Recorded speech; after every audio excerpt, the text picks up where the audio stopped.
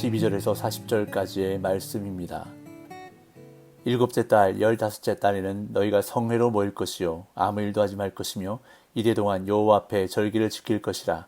너희 번제로 여호와께 향기로운 화제를 드리되 수송아지 13마리와 수양 2마리와 1년 된 수양 14마리를 다 흠없는 것으로 드릴 것이며 그 소재로는 고운 가루에 기름을 섞어서 수송아지 13마리에는 각기 10분의 3이요 수양 2마리에는 각기 10분의 2요 어린 양 14마리에는 각기 10분의 1을 드릴 것이며 상번제와 그 소제와 그 전제 외에 수염소 1마리를 속죄제로 드릴 것이니라. 둘째 날에는 수송아지 12마리와 수양 2마리와 1년 되고 흠없는 수양 14마리를 드릴 것이며 그 소제와 전제는 수송아지와 수양과 어린 양의 수요를 따라서 규례대로 할 것이며 상번제와 그 소제와 그 전제 외에 수염소 1마리를 속죄제로 드릴 것이니라. 셋째 날에는 수송아지 11마리와 수양 2마리와 1년 되고 흠없는 수양 14마리를 드릴 것이며 그 소제와 전제는 수송아지와 수양과 어린 양의 수요를 따라서 규례대로 할 것이며 상번제와 그 소제와 그 전제 외에 수염소 1마리를 속죄제로 드릴 것이니라. 넷째 날에는 수송아지 10마리와 수양 2마리와 1년 되고 흠없는 수양 14마리를 드릴 것이며 그 소제와 전제는 수송아지와 수양과 어린 양의 수요를 따라 규례대로 할 것이며 상번제와 그 소제와 그 전제 외에 수염소 1마리를 속죄제로 드릴 것이니라. 다섯째 날에는 수송아지 9마리와 수양 2마리와 1년 되고 흠없는 수양 14마리를 드릴 것이며 그 소제와 전제는 수송아지와 수양과 어린 양의 수요를 따라서 규례대로 할 것이며 상번제와 그 소제와 그 전제 외에 수염소 1마리를 속죄제로 드릴 것이니라. 여섯째 날에는 수송아지 8마리와 수양 2마리와 1년 되고 흠없는 수양 14마리를 드릴 것이며 그 소제와 전제는 수송아지와 수양과 어린 양의 수요를 따라서 규례대로 할 것이며 상번제와 그 소제와 그 전제 외에 수염소 1마리를 속죄제로 드릴 것이니라. 일곱째 날에는 수송아지 7마리와 수양 2마리와 1년 되고 흠없는 수양 14마리를 드릴 것이며 그 소제와 전제는 수송아지와 수양과 어린 양의 수요를 따라 규례대로 할 것이며 상번제와 그 소제와 그 전제 외에 수염소 1마리를 속죄제로 드릴 것이니라. 여덟째 날에는 장엄한 대회로 모일 것이요 아무 일도 하지 말 것이며 번제로 여호와께 향기로운 화제를 드리되 수송아지 1마리와 수양 1마리와 1년 되고 흠없는 수양 7마리를 드릴 것이며 그 소제와 전제는 수송아지와 수양과 어린 양의 수요를 따라 규례대로 할 것이며 상번제와 그 소제와 그 전제 외에 수염소 1마리를 속죄제로 드릴 것이니라. 너희가 이 절기를 당하거든 여호와께 이같이 드릴지니 이는 너희의 소원제나 낙헌제로 드리는 번제, 소제, 전제, 화목제 외에 드릴 것이니라. 모세가 여호와께서 모세에게 명령하신 모든 일을 이스라엘 자손에게 말하니라. 아멘. 이스라엘의 종교달 내에서 1년 중 가장 중요한 달은 일곱째 달입니다. 오늘날 우리가 사용하는 달력으로는 9월에서 10월에 해당됩니다. 민수기 28장과 29장에 제시되는 절기와 제사의 구조에서 숫자 7은 대단히 탁월하게 나타나는데요.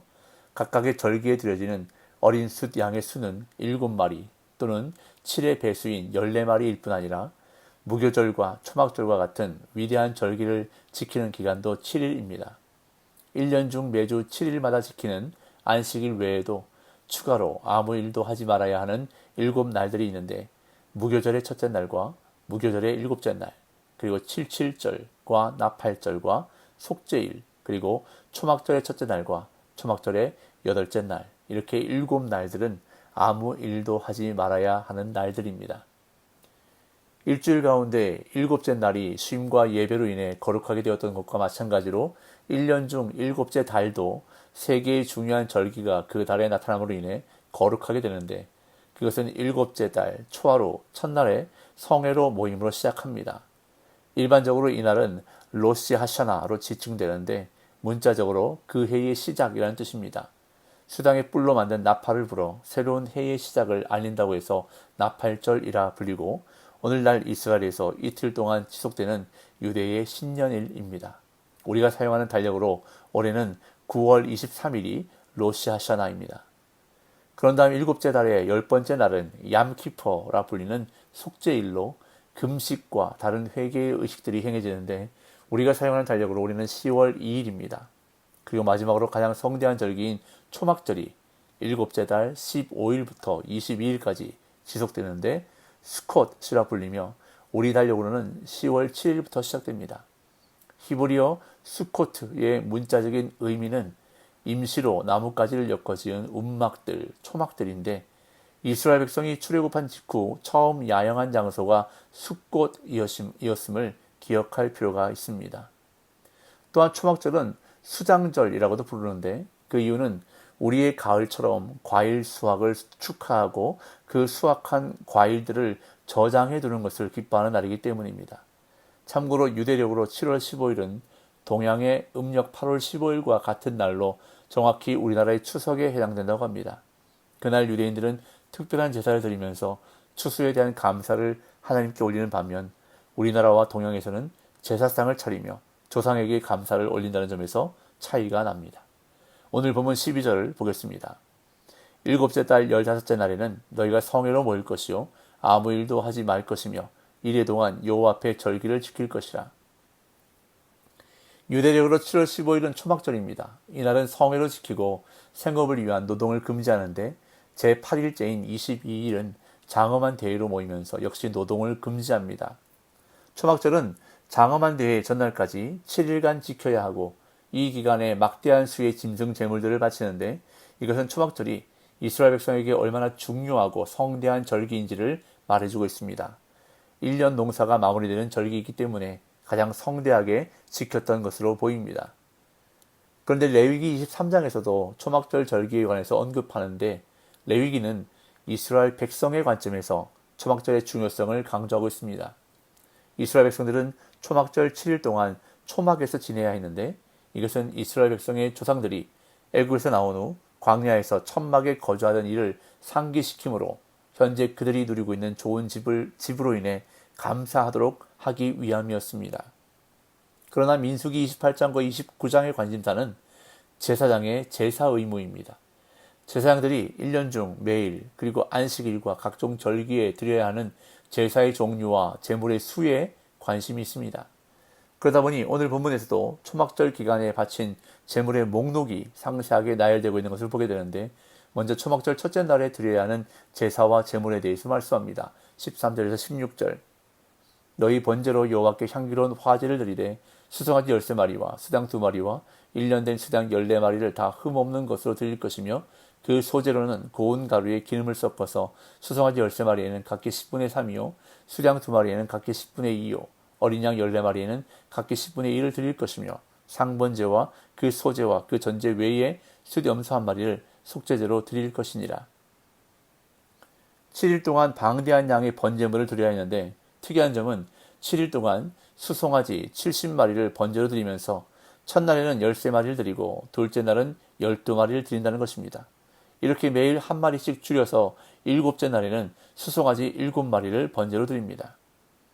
또한 이렇게 매일 드리는 수송아지의 번제물 외에도 매일 수당 2마리와 1년 된 수당 14마리를 흠 없는 것으로 드려야 했고 각각의 번제물에 수반되는 고운 가루에 기름을 섞은 소제와 전제도 함께 드려야 했는데 수송아지 13마리에는 각기 10분의 3에바, 수장 2마리에는 각기 10분의 2에바, 어린 양 14마리에는 각기 10분의 1에바를 드려야 했습니다.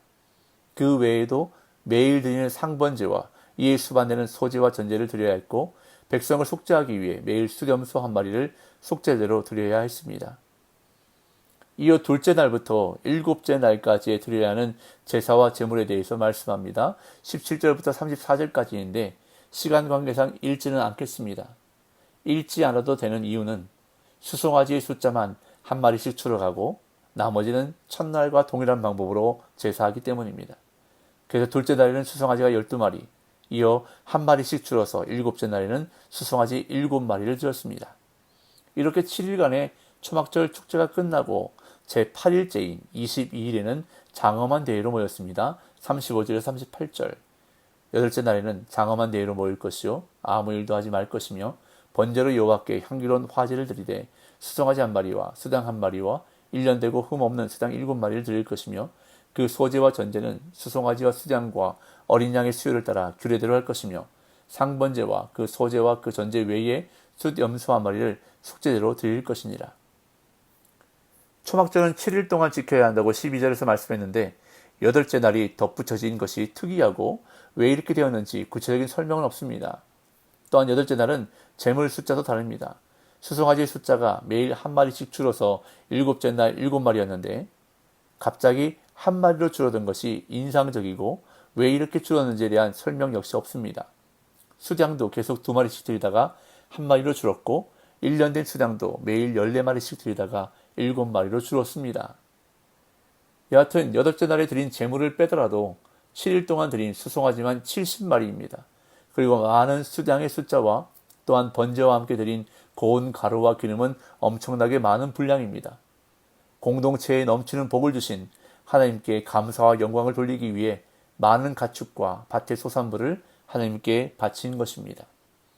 이제 28장과 29장에서 언급한 절기에 관한 말씀을 마무리합니다. 39절 40절 너희가 이 절기를 당하거든 여호와께 이같이 드릴지니 이는 너희의 소원제나 낙헌제로 드리는 번제, 소제, 전제, 화목제 외에 드릴 것이니라. 모세가 여호와께서 모세에게 명령하신 모든 일을 이스라엘 자손에게 말하니라. 이 구절에서 2가지 사실을 진술하는데 첫째로 여기에 소개된 제물들은 이스라엘의 종교력에 따라 제사장들이 드리는 공적인 제물로서 이는 최소한의 제물이었고 이스라엘 백성은 이 외에도 얼마든지 개인적인 제사들 예를 들면 소원제나 자원제 또는 번제나 소제나 전제 또는 화목제의 제사들을 원하는 대로 드릴 수가 있었습니다. 그리고 둘째로 모세는 여호와께서 그에게 명령하신 모든 것을 정확하게 이스라엘 자손에게 전달했음을 밝히고 있습니다. 만약 누군가에 대해 알고자 한다면 그가 매일 어떤 일을 반복하는가를 보면 된다고 합니다. 만약 그가 농부라면 매일 논이나 밭에서 일할 것입니다. 어떤 일을 성실하게 반복하느냐, 그것이 사람의 정체성을 말해줍니다. 이스라엘 역시 반복되는 제사를 성실히 감당함으로써 그들의 영적 정체성을 유지할 수 있었던 것입니다. 이처럼 하나님 앞에서 경건을 지키는 것은 끝없는 반복이라고 할 수 있습니다.